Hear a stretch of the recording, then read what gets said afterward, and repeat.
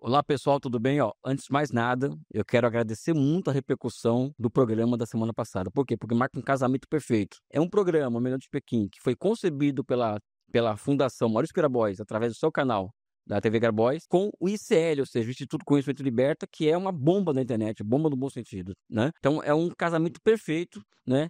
E para o público do ICL que não me conhece, meu nome é Elias Jabur, e antes de mais nada, quero deixar boa tarde para vocês e bora para o programa de hoje, que vai tratar de um tema que é super relevante e do qual eu tenho sido perguntado em todos os lugares que eu vou.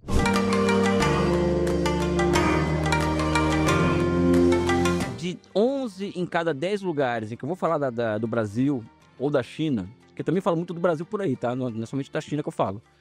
A pergunta que não quer calar: em qual nível se encontram as relações Brasil-China? E eu sou levado a responder essa pergunta, né? Evidentemente que nos lugares que eu vou, eu não tenho tempo de colocar um background dessa discussão, tá? O que é esse background, no caso? É entender o processo de desenvolvimento da China, como que a China se insere no mundo a partir desse crescimento econômico absurdo, que todo mundo sabe que são mais de 5 décadas de crescimento com uma média de 9% ao ano. Quais são as repercussões disso ao Brasil? E também, quando tem que responder esse tipo de pergunta, não adianta, tem que também tratar da trajetória recente brasileira. Mas vamos começar respondendo essa pergunta falando da trajetória recente chinesa. Um dos fenômenos que marcam a China contemporânea é o fenômeno do processo de urbanização. Para vocês terem uma ideia, em algum momento já falei isso aqui, não é? Nos últimos 10 anos, a China retirou do campo, ou seja, trabalhos relacionados à agricultura, para cidades, ou seja, para trabalhos relacionados à indústria e serviços, 200 milhões de pessoas. Ou seja, quase um Brasil sai do campo para a cidade em menos de 10 anos, ou em 10 anos. Isso é um processo de urbanização, não é? Esse processo de urbanização, ele traz consigo não somente a mudança de local de residência ou a mudança do trabalho, também existe um processo de mudança de hábitos e costumes de consumo. Por exemplo, nós crescemos todos aqui ouvindo aquela história de que chinês come cachorro, não é verdade? Que chinês come cachorro, é o churrasco de gato, sempre aquelas piadinhas para deixar claro que a carne que os chineses comem não é de boi, de vaca, de etc, né? Pois bem, uma grande mudança dos hábitos de consumo na China, que é perceptível. Qual é com esse processo de urbanização? É um processo em que as pessoas passaram a consumir proteína animal de forma absurda, ou seja, a China passou a representar o maior mercado mundial para a proteína de carne. Carne bovina, carne de vaca, etc, etc, etc. É evidente que a China tem uma produção de carne de porco muito grande. E até de frango, inclusive. Não é? Mas é um mercado muito grande para esses produtos. Qual que é o país que estava preparado, né, para entregar isso para eles? O Brasil, né? Não somente isso. A China também, nessa onda de mudança de hábitos de consumo, ela absorve o quê? Muita soja, para fazer uma série de produtos de soja, para quem for na China, tudo lá hoje é de soja, né? Mas também para alimentar a sua população animal, né? Qual que é o país do mundo com capacidade para entregar para a China soja suficiente? Tem o Brasil, tem Estados Unidos, tem Argentina, tem uma série de países, mas o Brasil se colocou à frente desse processo, até porque o Brasil criou a Embrapa. A Embrapa ela transformou qualitativamente a agricultura brasileira, transformando a agricultura brasileira na agricultura mais potente do mundo. Esse processo de crescimento econômico chinês traz uma mudança substancial, primeiro, nas estruturas de oferta e demanda de todos os países do mundo. Por exemplo, a China hoje ela é a maior parceira comercial de mais de 160 países do mundo. A China hoje ela é a maior parceira comercial do Brasil, e o Brasil vende o dobro para a China em relação aos Estados Unidos. E mais, o Brasil ele tem a China como maior parceiro comercial há 15 anos. Então aqui deu o exemplo da carne e deu o exemplo da soja. Existe outro exemplo. O processo de urbanização ele acarreta em um processo em que o crescimento econômico passa a ser baseado também pela indústria da construção civil. Ou seja, é muito apartamento, é muita casa, é muito aparelho urbano, rodovias, ferrovias. E qual que é o país do mundo que estava mais preparado, do ponto de vista da capacidade de produção, para entregar ferro para a China? O Brasil. Evidente que o Brasil tem a concorrência da Austrália, por exemplo, mas o Brasil se posicionou muito bem frente à demanda chinesa, né? Então aqui nós já estamos falando de soja, estamos falando de carne e estamos falando de ferro. Ou seja, são 3 produtos primários, né, que hoje, por exemplo, somente esses 3 produtos passa mais de 70% do que nós exportamos para a China é esse tipo de produto. O que eu estou querendo dizer com isso? Primeiro, a China passa por um processo de crescimento muito grande. Esse processo de crescimento ele tem reflexo no processo de urbanização. O processo de urbanização traz dois processos embaixo do seu guarda-chuva: a mudança de hábitos de consumo e também um padrão de crescimento econômico baseado na construção civil, né? E nas infraestruturas correlatas a esse processo. E o Brasil estava muito bem posicionado para entregar os produtos primários, evidentemente, anexos a esse tipo de crescimento econômico, esse tipo de mudança que estava ocorrendo na China. A grande pergunta que as pessoas fazem muitas vezes, e isso tem correção: esse padrão de comércio entre Brasil e China, ele é interessante para o Brasil? Aí nós temos que entender também, por outro lado, a trajetória brasileira. A trajetória brasileira ela é caracterizada pelo seguinte: o Brasil, aqui em curtas palavras, foi o país do mundo capitalista que mais cresceu entre 1930 e 1980. Ou seja, ninguém cresceu mais que o Brasil no mundo capitalista. Engano, o Japão cresceu tanto quanto o Brasil. E no mundo, o Japão e a União Soviética cresceram tanto quanto o Brasil entre 1930 e 1980. Foi um processo intenso de industrialização. O Brasil, costumo dizer, ele sai da Idade Média em 1930 e entra na Idade Contemporânea em 1980. Um caminho de 50 anos que a Europa demorou 600 anos para fazer esse caminho. Porém, a partir dos anos 90, aí vem a crise da dívida, de 82, o Brasil ele começa a não dar conta de enfrentar as contradições que surgem desse processo de industrialização. Eu prometo que faço um programa aqui sobre do Menos Pequeno só para oferecer a vocês um pouco do que eu penso do nosso processo de industrialização, até porque o assunto nosso aqui também é Brasil. E o Brasil passou por reformas neoliberais dos anos 90 que acarretaram, entre outros fenômenos, num intenso processo de desindustrialização. O Brasil, por exemplo, tinha uma economia industrial muito maior que a chinesa no final dos anos 70. Né? Hoje o Brasil tem uma economia industrial muito menor do que a chinesa. Com o processo de desindustrialização do Brasil, e de um lado, e por outro lado, o Brasil foi se especializando cada vez mais em exportar produtos primários, né? O que acontece com a relação Brasil-China é o quê? A China ela foi galgando ao longo do tempo, subindo nos degraus das cadeias de valor, ou seja, a China, 20, 30 anos atrás, vendia tênis chinesinho, vendia gravata, vendia camisa. Hoje a China vende avião, a China vende computadores, a China está disputando a fronteira tecnológica com os Estados Unidos em tudo quanto é setor, né? Mas de mais ou menos 40 setores de altíssima tecnologia, a China já está à frente dos americanos em 36. Enquanto isso, o Brasil andou para trás em relação ao processo iniciado em 30 de industrialização por substituição de importações, e nós voltamos a ser um país que baseia o seu comércio internacional com exportação de commodities, ou seja, nós temos um lugar no mundo muito ruim nesse aspecto. Por quê? Porque as commodities têm uma particularidade: a formação do preço desse tipo de produto ele é feito fora do Brasil e não dentro. Enfim, essa é uma contradição que também nos afeta muito, essa questão da formação de preço, mas também isso é assunto para um outro programa, né? Então, o que acontece nas relações Brasil-China nos últimos 20, 30 anos, né? Principalmente nos últimos 20 anos, quando a relação em 2004, eu estava na China, inclusive, quando Lula e o Hu Jintao assinam um grande acordo onde as relações Brasil-China são alçadas ao patamar de parceria estratégica, né? Recentemente, foi alçado ao nível superior da parceria estratégica, que é uma parceria orientada à construção de um mundo de desenvolvimento compartilhado. Ou seja, as relações Brasil-China, do ponto de vista político, são espetaculares, né? São relações do mais alto nível, mas aqui nós vamos tratar de economia em certa medida. O mercado chinês nos garantiu algo que é muito interessante ter em conta, porque vira e mexe a gente encontra com alguém por aí que fala que o PT quebrou o Brasil. Não é isso, pessoal? Quantas pessoas o pessoal aqui no estúdio, tá?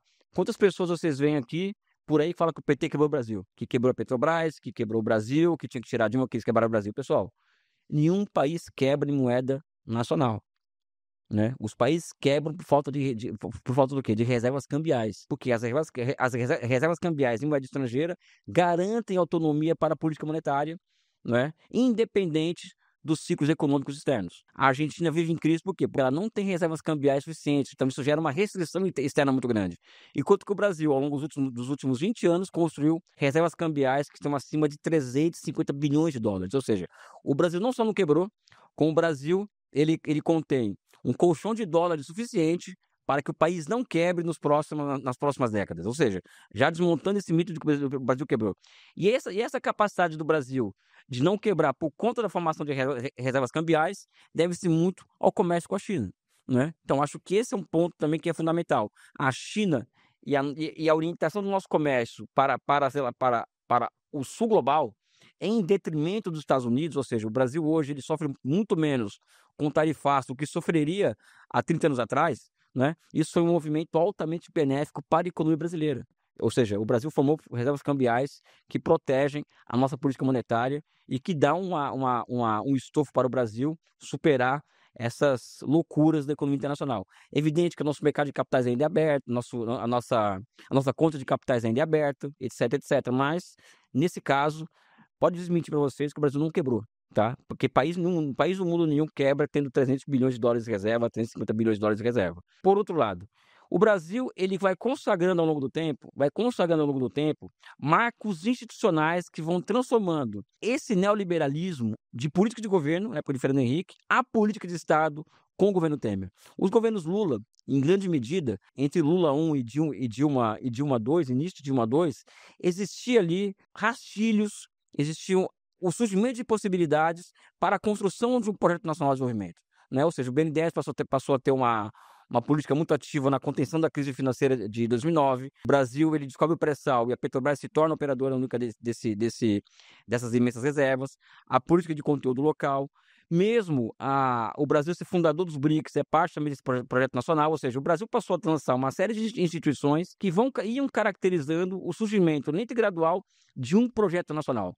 Ainda não era capaz de mudar os marcos macroeconômicos disso, né? Mas então veio o golpe de 2016 e tudo veio abaixo. Tanto é que a partir do golpe de 2016, fecha-se esse ciclo dos marcos institucionais, que surge principalmente do Plano Real. Por exemplo, as metas de inflação vai parte desses ciclos, o tripé macroeconômico, recentemente a independência do Banco Central, o teto de gasto, que nos levou à criminalização da política fiscal, a abertura, por exemplo, as compras governamentais brasileiras, hoje ela é aberta à licitação internacional, sendo que os países do mundo inteiro usam as compras governamentais para quê? Para fazerem política de ciência e tecnologia. Então, nós fechamos o leque institucional da transformação do neoliberalismo de política de governo para política de Estado. Ou seja, isso significa que no Brasil, o consenso que existe no Brasil hoje, em termos institucionais, é um consenso anti-industrialização. Ou seja, o que está colocado aí não vai acarretar em um motor para um processo de reindustrialização. Ao contrário, nós vamos tentar investir em políticas industriais, mas vai esbarrar em quê? Nas maiores taxas de juros do mundo, uma taxa de câmbio que é volátil, etc, etc, etc. Ou seja, isso acarreta em um outro fenômeno, que é o que é mais claro, que é a reprimarização da economia brasileira. O que é o processo de reprimarização? É o processo inverso, ou seja, é o outro lado da moeda do processo de desindustrialização. Nesse sentido, as relações Brasil-China, elas acarretam em quê? Elas acarretam no aprofundamento da tendência à deterioração dos termos de troca. Por quê? Porque o Brasil sofre quando os preços de commodities caem, né? Mas os chineses sofrem muito menos quando vem alguma crise, porque o preço dos produtos industriais cresce de forma muito mais lenta do que dos produtos agrícolas. Ou seja, esse é um problema, ou seja, que é o aprofundamento da tendência primeiro, a reprimarização e também a tendência da deterioração dos termos de troca. Esse é um ponto que é fundamental e que muita gente coloca a culpa na China disso daí, né? Só que a questão é a seguinte: quem escolheu isso com a eleição do Collor em 89 foi o Brasil. Não foi a China que colocou, que nos impôs o Consenso de Washington, não foi a China que nos impôs empréstimos condicionalizados pelo FMI, não foi a China que nos impôs um plano real, não foi a China que nos impôs meta de inflação, ou seja, a China ela apenas faz negócios com a gente. É evidente que esse padrão de comércio com a China não nos interessa nesse aspecto, né? Mas isso não é culpa dos chineses, tá? Que isso fique muito claro, ou seja, é muito interessante que em ciclos à esquerda vem sempre essa discussão de que a China foi um elemento propulsor do nosso processo de reprimarização. Eu não concordo. Eu acho que foi uma escolha brasileira essa que, evidentemente, a atratividade que o mercado chinês exerce acaba que sendo muito sedutor a manutenção desse padrão de acumulação não industrial brasileiro. Elias, qual que é a gente fala tudo isso aí por aí e tal, né? Aí vem aquela pergunta: qual que é o tipo de relação ideal entre Brasil e China? Bem, pessoal, aqui também cabe uma regressão. Por que eu estou dizendo isso? O Brasil, ele, como qualquer país periférico, ele tem uma característica. Como nós não temos um capital bancário, um capital industrial fundidos aqui, né? eh, e também nós não somos um país socialista onde os meios de produção estão sob o controle do Estado, os meios de produção fundamentais, nós não conseguimos gerir tendências para o nosso processo de desenvolvimento, né? Então, cabe a países como o Brasil observar as tendências internacionais, internalizar essa tendência e planejar essa tendência. Por exemplo, a tendência do automóvel lançada pelos Estados Unidos na década de 50, né, foi muito bem absorvida por JK, e trouxe as montadoras estrangeiras para o Brasil, né? E aproveite esse processo para o quê? Para iniciar uma política aberta de substituição de importações. Então veio a Volkswagen, veio outras empresas para o Brasil, alemãs, né, que é alemã, e várias empresas estrangeiras, mas as empresas ancilares, ou seja, aquelas empresas de insumos à indústria automobilística, eram brasileiras. No final da década de 50 surgem cerca de 2.000, de 2 a 3 mil pequenas e médias empresas ancilares à indústria automotiva. E não somente isso, o Brasil passa a orientar o seu processo de unificação física, né, do seu mercado interno através de grandes rodovias. Ou seja, o Brasil aproveitou muito bem essa tendência do automóvel para planejar o nosso processo de desenvolvimento. Hoje, qual que é a grande questão para o Brasil hoje? O Brasil precisa se reindustrializar, né? Tanto é que quando eu comentei aqui, há 2 episódios atrás, caso nós sejamos eleitos nas eleições do ano que vem, nossa pré-candidatura a deputado federal, ela se consolide como uma candidatura e vitoriosa em 2020, nas próximas eleições, um dos carros-chefes da nossa campanha vai ser a volta da Constituição do parágrafo que coloca a diferenciação entre capital nacional e capital estrangeiro. Então, isso é o quê? Isso seria uma mudança institucional que ajudaria a impulsionar o nosso processo de reindustrialização, que é disso que se trata, não é? Ora, nós temos um processo de reindustrialização a ser constituído. Ao mesmo tempo, nós observamos que o Brasil, as nossas conexões físicas estão completamente destruídas. Você não vai de Porto Alegre até o norte do Brasil sem enfrentar muito buraco, enfim, não ter condições. Então, a questão da interligação física brasileira, do nosso mercado interno, virou uma questão de soberania nacional. Então, é urgente o Brasil reconstruir todas as suas vias que ligam os nossos mercados regionais, elevando o Brasil ao mercado nacional unificado, coisa que nós estamos deixando de ser, inclusive. Mas isso também é um outro assunto. Aliás, são vários outros assuntos, né? Aí olhamos para a China. Olhamos para a China. Qual que é a tendência? Ou seja, os Estados Unidos entregavam na década de 50 uma tendência ao desenvolvimento que o Brasil absorveu. Qual que é a tendência que a China entrega para o Brasil hoje e para o mundo? O que a China exporta que nos interessa muito? A China virou uma grande exportadora de bens públicos, rodovias, portos, aeroportos, estradas de alta velocidade, trens de alta velocidade, trilhos, etc, etc, etc. Discute-se muito a tal da sinergia entre Brasil e China, né? Que é a sinergia entre o PAC e o Programa Nova Indústria Brasil com a Belt and Road Initiative, né? Pois bem, o que eu acho disso? Primeiro que nós temos que elevar, vamos dizer assim, a nossa capacidade, como eu já tenho dito em vários lugares, de pensar de forma sofisticada a nossa estratégia nacional. Uma das camadas de um projeto nacional de desenvolvimento que nós estamos querendo pautar o tempo inteiro com vocês aqui e fora também, passa pelo quê? Por ter relações exteriores que tenham como o norte orientador o nosso processo de reindustrialização. Ou seja, as nossas relações com a China, elas têm que estar baseadas em grandes alianças políticas, grandes consensos políticos, mas também por um interesse nacional muito claro, que é o nosso processo de reindustrialização. E para isso, pessoal, nós sabemos que negociar com os chineses é muito difícil, até porque eles sabem como as coisas funcionam, né? Mas é possível, né? Então, eu, na minha cabeça, sempre costumo dizer isso. Primeiro, nós tínhamos que ter condições de ter tempo e paciência para discutir com os chineses a reconstrução das nossas infraestruturas que foram destruídas ao longo dos últimos anos e com o fim do nosso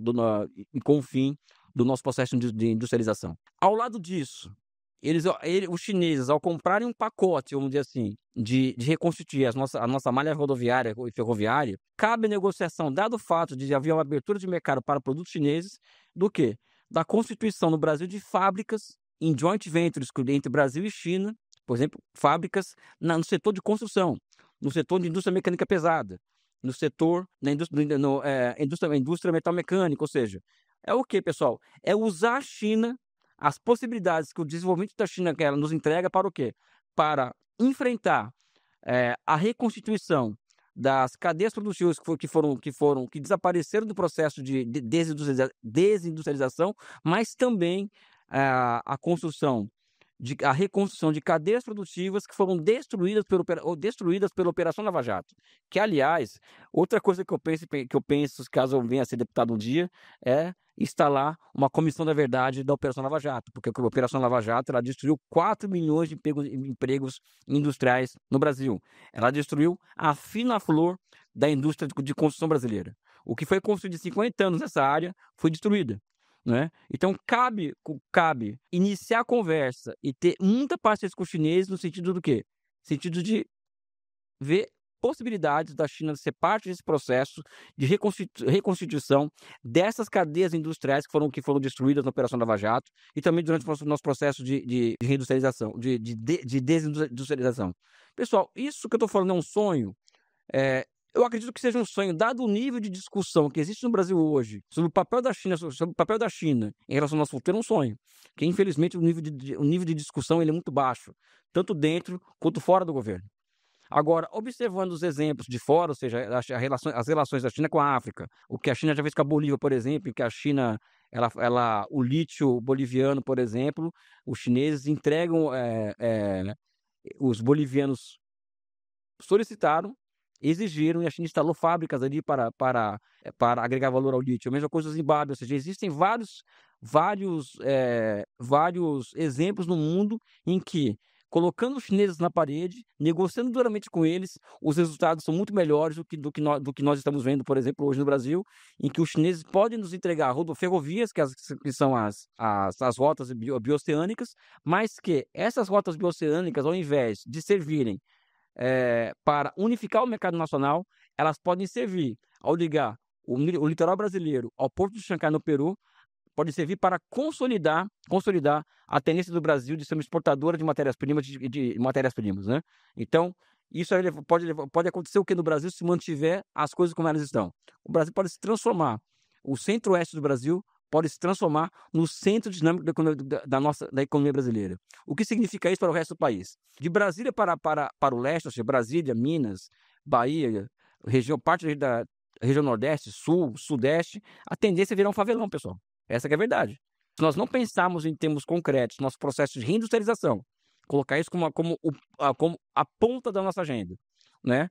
E nós observamos as relações com a China como funcionais a esse processo de reindustrialização, nós corremos o risco de consolidar o Centro-Oeste, o que é ótimo, eu acho, né? Não é contraditório você ter indústria e você ter um agronegócio poderoso, o Centro-Oeste no centro dinâmico da economia brasileira, enquanto o resto do Brasil pode virar uma favela. E não estou exagerando, né? Ou seja, aonde existe desindustrialização, existe aumento da criminalidade, aumento de favelas, etc, etc, etc. Aqui, pessoal, para terminar, quero ser muito claro e objetivo em relação ao que eu disse aqui nesse episódio e nos outros também, né? O sentido desse programa, do Meia Noite de Pequim, é discutir a China, é discutir o socialismo, é discutir o caminho chinês, mas também é discutir o Brasil, né? Esse meu hiperfoco, coisa de neurodivergente, né?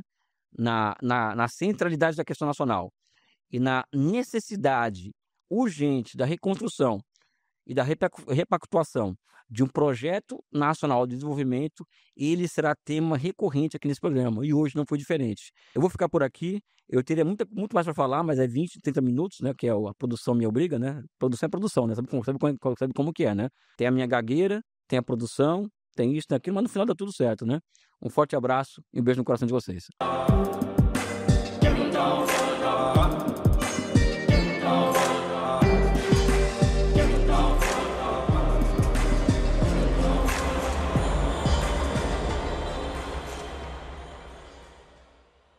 Comecei a ouvir os gritos do Vlado.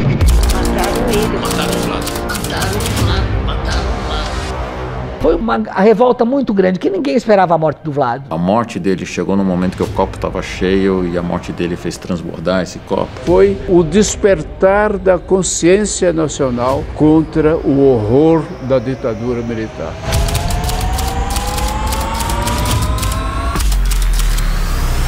Falar de Vlado hoje é falar da linha dura do Exército de 75, que desagou em Bolsonaro, que elogia a Ustra no impeachment da Dilma.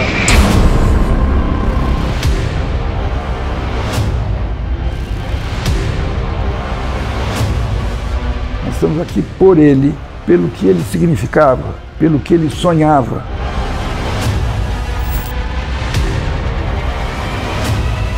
Tem que sempre falar desses casos para que a gente consiga justiça para essas pessoas, reparação para as famílias e principalmente buscar a não repetição.